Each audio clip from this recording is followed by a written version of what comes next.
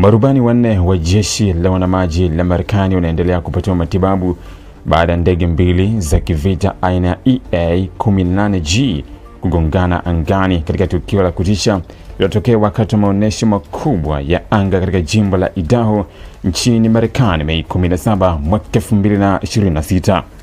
Ajali hii ilitokea mbele ya mamia ya mashabiki waliokuwa wamekusanyika kushuhudia maonyesho hayo ya kijeshi yaliyokuwa yakihusisha ndege za kisasa zaidi za Marekani. Tukio hilo lilizua taharuki kubwa baada ya ndege hizo mbili kuonekana zikikaribiana kwa kasi kubwa wakati wa kufanya mbinu za kivita angani. Mashuhuda walisema ndege hizo zilikuwa zikifanya mizunguko ya kasi na maonyesho ya urukaji wa karibu sana kabla ya kugusana ghafla katikati ya anga. Sekunde chache baadaye watu walisikia mlio mkubwa huko vipande vya ndege vikianza kutawanyika hewani.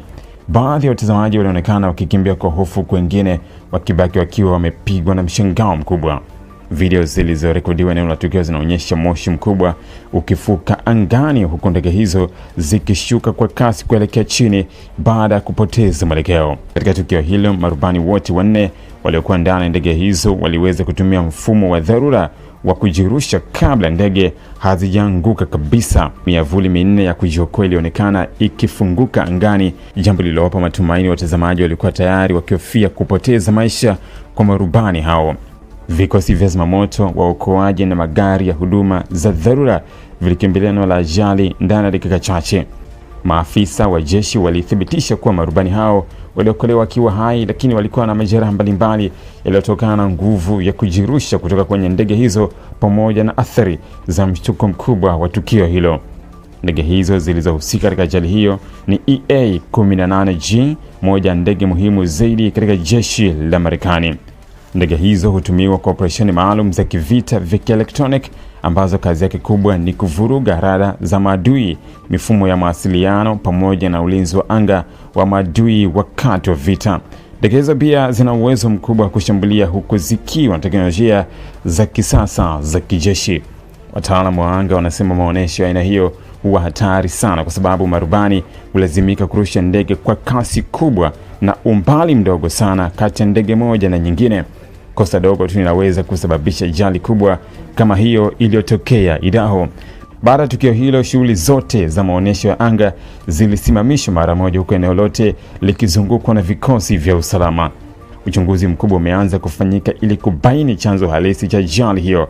Wachunguzi wanatazama uwezekano wa hitilafu ya mawasiliano, kosa la kibinadamu au tatizo la kiufundi liloweza kusababisha ndege hizo kugongana. Ajali hii imeibua mjadala mkubwa nchini Marekani kuhusu usalama wa maonyesho ya anga ya kijeshi.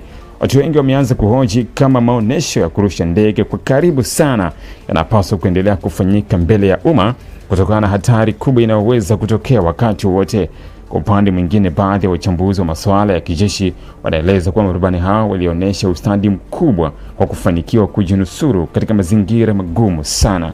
Walisema uwezekano wa marubani wote kuokoka baada ya ndege mbili za kivita kugongana angani ni mdogo sana, jambo linalofanya tukio hilo kuonekana kama bahati kubwa. Jeshi la Marekani limeahidi kutoa taarifa zaidi baada ya uchunguzi kukamilika, huku hali za marubani hao zikiendelea kufuatiliwa hospitalini. Marekani imekuwa ikikumbwa na matukio kadhaa ya ajali za ndege za kijeshi katika miaka hivi karibuni, hali inayozidisha kuongezeka kwa wasiwasi kuhusu usalama wa operesheni za anga ndani ya jeshi hilo kubwa duniani.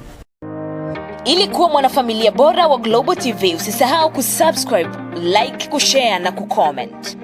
Baada ya kusubscribe, bonyeza alama ya kengele ili kupata taarifa kwa kila video inayopanda Global TV Online.